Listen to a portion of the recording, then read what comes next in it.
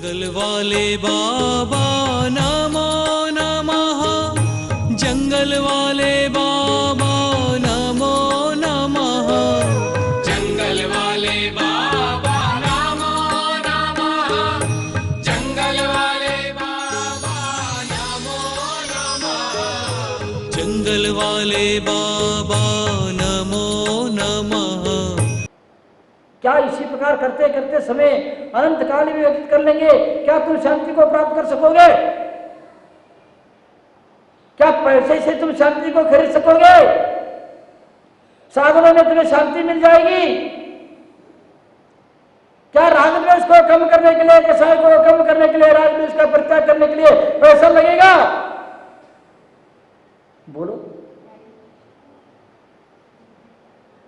फिर भी हम परिश्रम कर रहे हैं, शांति पाना चाहते हैं। शांति पाने वालों को परिश्रम करने की आवश्यकता नहीं है। परिग्रह और पापों का त्याग करने की आवश्यकता है, राग द्वेष का त्याग करने की आवश्यकता है। निश्चित रूप से तुम्हारा परमार्थ प्रारंभ होगा और तुम्हें शाश्वत सुख निश्चित रूप से मिलेगा। अनंत शांति, अनंत सुख तुम्हें प्राप्त होगा। बंधु विचार करो कि न साधनों से आप शांति कर सकते हैं क्या? शांति कहीं बाजार में है क्या? बोलो, साधनों में है क्या? विचार करो। लेकिन राग द्वेष और कषाय का त्याग करने के लिए पैसे की आवश्यकता है क्या? नहीं। फिर क्या करने की आवश्यकता है? सिर्फ मानसिकता को बदलने की आवश्यकता है, सत्य को समझने की आवश्यकता है और क्षमता में समाहित होने की आवश्यकता है। कौन होता है? संसार में कोई व्यक्ति नहीं है मेरे शांति को भंग कर दे। गजकुमार के ऊपर उनके ससुर ने धधकती हुई शेगड़ी रखा, लेकिन इससे उनकी शांति भंग नहीं हुई। उनके परम शांति आज धड़कने लगी। जैसे जैसे उनकी शेगड़ी धड़कने लगी वैसे वैसे अंदर परम शांति भी धड़कने लगती है। बंधुओं, तो सोचता है देखो संसार कैसा है, आज तक तुमने नहीं समझा था, तुमने अपना माना था ना, इसीलिए हो रहा है। यदि तुम किसी को अपना नहीं मानते और इसको नहीं अपनाते, तुम्हारे ऊपर सिगड़ी नहीं होती। आज तो हमारा सौभाग्य है, आज मुझे सत्य समझ में आ गया। इस प्रकार सोच करके शरीर को गौण करके स्वयं में समाहित हो जाते हैं और परम शांति को पा जाते हैं। झुलसते हुए अग्नि की शेगड़ी फिर भी परम शांति है, मुस्कुरा रहा है। उनके मुस्कुराहट को देख करके उनके ससुर वो सेठ जी पुनः धड़क रहा है। क्या कारण है? उनकी मुस्कान, मंद मंद मुस्कान, गजकुमार के परम शांत मुद्रा, विचार मुद्रा, प्रसन्न मुद्रा। इस मुख मुद्रा को देख करके क्या सेठ जी और धधक रहे हैं, फिर भी हंस रहा है, फिर भी मुस्कुरा रहा, फिर भी दुखी नहीं होता है। ये तुम्हें कोई दुखी बना सकता है क्या? बोलो। तुम्हारे शांति को भंग कर सकता है क्या? बोलो। लेकिन तुम लोग ना सास और ससुर बन करके तुम लोग कितनी सी अशांति मचा के रखे घर में, कितनी अशांति मचा के रखे तुम लोगों ने। मैं सास से भी कहना चाहूंगा, ससुर से भी कहना चाहूंगा और बहुओं से भी कहना चाहूंगा, देवरानी जेठानी से कहना चाहूंगा और भाई भाइयों से कहना चाहूंगा, तुम्हारी शांति भंग कोई भाई नहीं कर सकता है, तुम्हारी शांति भंग तुम्हारे बहू नहीं कर सकती है और तुम्हारी शांति भंग तुम्हारे सास ससुर नहीं कर सकते हैं। यदि तुम राग द्वेष में उलझ जाओगे, वह शांति भंग तुम्हारे करे या नहीं करे, लेकिन तुम्हारी शांति भंग तो हो ही जाएगी। शांति भंग कोई कुछ नहीं कर सकता। अपना अपशब्द कहने मात्र से शांति भंग हो जाए ये संभव नहीं है। सत्य को समझने वालों को अपशब्द शांति भंग नहीं करा सकती है। कोई भी कुछ भी बोल दे। मैं कहना चाहूँगा, आप राग द्वेष और कषाय से ऊपर उठे। आपने अपने जीवन में बहुत कुछ पा लिया है, मनुष्य परिवार पा लिया, स्वस्थ शरीर पा लिया, जैन कुल पा लिया, संतों का समागम पा लिया, पैसा पा लिया और नाम कमाया, पैसा कमाया, पुण्य कमाया, सब कुछ कमाया, सब कुछ किया, लेकिन तुमने सत्य को, शांति को नहीं पाया है। यदि शांति को पाना चाहते हो तो सिर्फ आपको राग द्वेष और कषाय से ऊपर उठना है। उसके लिए शक्ति की आवश्यकता नहीं पड़ती है, सिर्फ सोच बदलने की आवश्यकता है। मानसिकता को बदल दो, शांति तुम्हारे अंदर है। सिर्फ अपनी मानसिकता को बदल दो। शांति के लिए तुम शीतल पदार्थ के पीछे क्यों लगे हो? शांति के पीछे, शांति की वजह से तुम पैसे के पीछे क्यों लगे हो? शांति की वजह से तुम साधनों के पीछे क्यों लगे हो? शांति के वजह से सगे संबंधियों के पीछे क्यों लगे हो? सगे संबंधी स्वार्थी होते हैं, शांति प्रदान करने वाले नहीं होते हैं। और उनकी स्वार्थ परायणता को लेकर के तुम्हारे मन में अशांति की ज्वाला धड़कने लग जाएगी। इसलिए सगे स्वार्थियों के पीछे मत लगो। तुम शांति को प्राप्त करना चाहते हो तो राग द्वेष से ऊपर उठो, राग द्वेष का परित्याग करो, शांति अवश्य मिल जाएगी। शायद आपका समय हो गया है। आपको शांति मिली क्या नहीं मिली मैं नहीं जानता। सागर में कंकड़ फेंकोगे तो तरंग उड़ जाएंगे।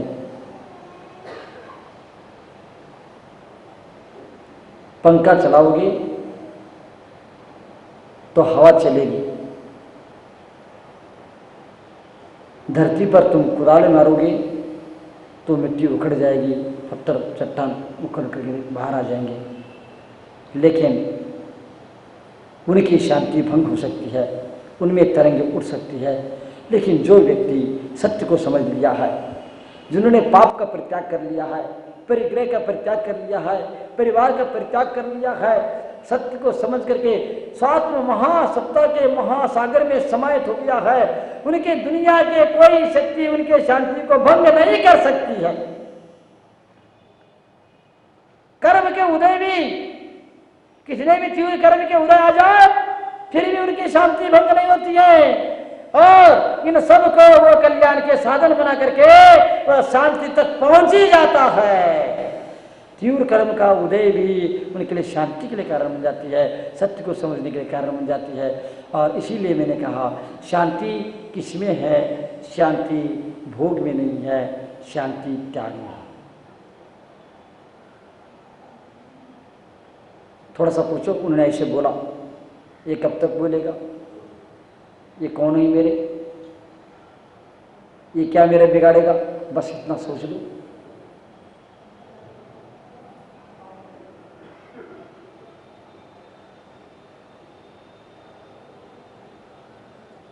कुछ और बोल दो। कोई कुछ बोलता तो आग बबूला मत हो जाओ। क्या करो? बोलो बोलो, बहुत अच्छा लग रहा है मेरे को, और बोलो।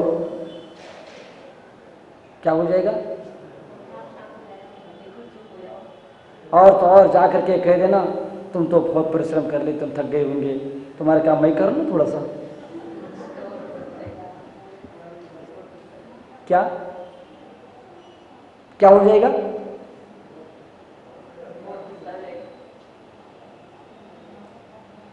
एक बार की बात है, मैं मुरैना विद्यालय में पढ़ा। गोपालदास बर्या जी और महान विद्वान, आज पूरे हिंदुस्तान में जितने भी विद्वान हैं सारे उन्हीं के देन हैं। और उन्हीं के विद्यालय में, मुरैना विद्यालय में पढ़ने वाले महान अनेक विद्यार्थी बड़े बड़े विद्वान बनकर के पूरे हिंदुस्तान में छाए हैं। और इतना ही नहीं, वहाँ से निकले हुए अनेक साधु भी बने हैं। और पंडित जी का नाम इतना था, इतना था, इतना था, वो इतने नैतिकता के पक्के थे और भ्रष्टाचार से दूर रहते थे। एक भी कौड़ी ने मंदिर के घर के नहीं खाते थे। आज तो लोगों को लगता है, आचार्यों ने कहा है, धर्म से कमा करके खाओ, कहने से धर्म का खाने लगे लोग। लेकिन मेरा ये कहना है, विचार कर लेना, क्या उन्होंने एक बार क्या किया, अपने मंदिर में, वो विद्यालय में बड़ा ही काम कर रहा था।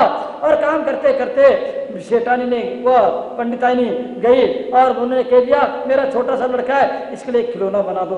उन्हें एक खिलौना बना कर दे दिया। लेकिन जब पंडित जी को मालूम पड़ा, वह जब महीने के अंत में उनकी तनख्वाह लेने की बात आई, उन्होंने सबसे पहले उन्हें क्या कर दिया, उस तनखे में से खिलौने की बनाने के लिए कितना टाइम लगा था, कितना खर्चा था, उस खर्चे को पहले खर्च काट दिया, फिर बाद में पैसे ले गए।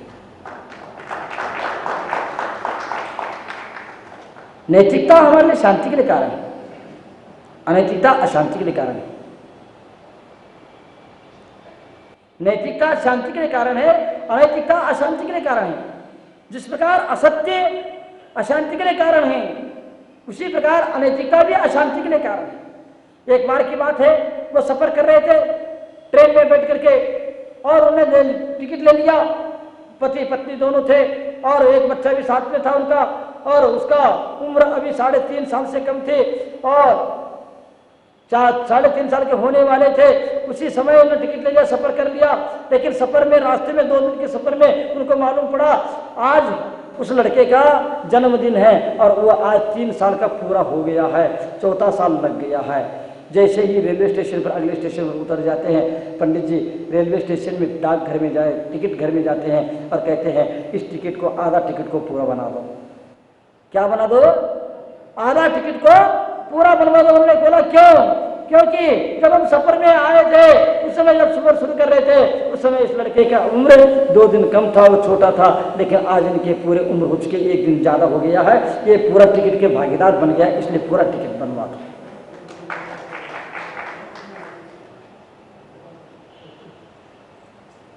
आज हम तो सोचते हैं कुछ पद ले लो घूमने फिरने को, क्या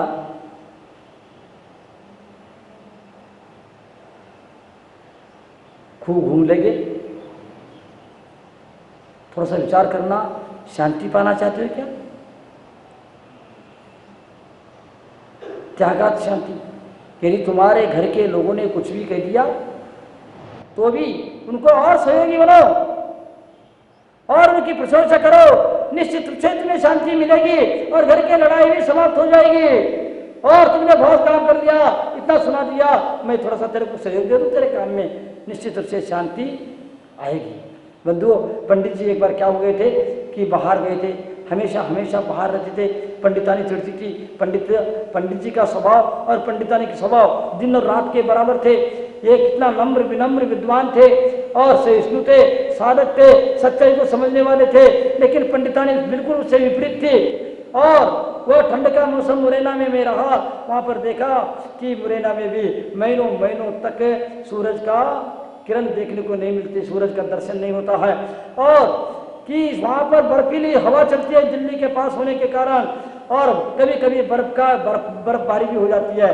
मैं वहाँ पर रह चुका हूँ 1.5 क्या शीतकाल समय वहाँ पर निकाला हूँ जब मेरे विद्यालय में पढ़ता था उस समय, और मैंने देखा है इतनी ठंड पड़ती है और पानी भी यदि रख लेंगे तो बर्फ जम जाती है, इस प्रकार की स्थिति हो जाती है। सुबह उठ करके नहाना तो ऐसा लगता था।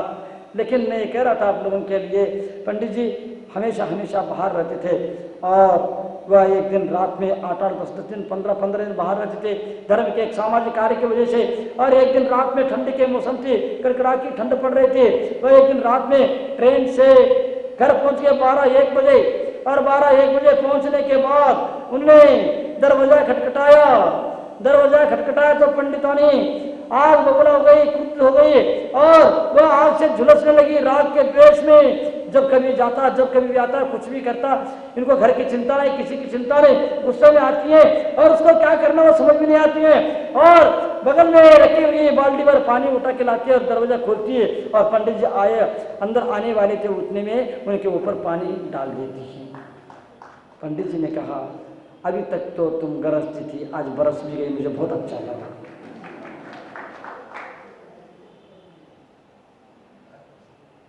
क्या अभी तक तो तुम बादल बरसते, अभी तक तो तुम गरजती थी, लेकिन आज गरज के साथ साथ बरस भी गई, मुझे बहुत अच्छा लगा, मुझे बहुत शांति मिली।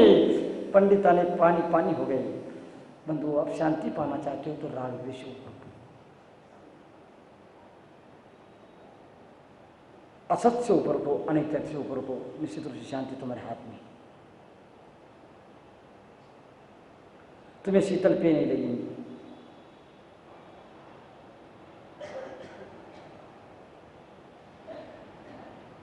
राग द्वेष ऊपर उठने के लिए पैसा नहीं लगता है, परिश्रम नहीं करना पड़ता है, परिश्रम कम होता है।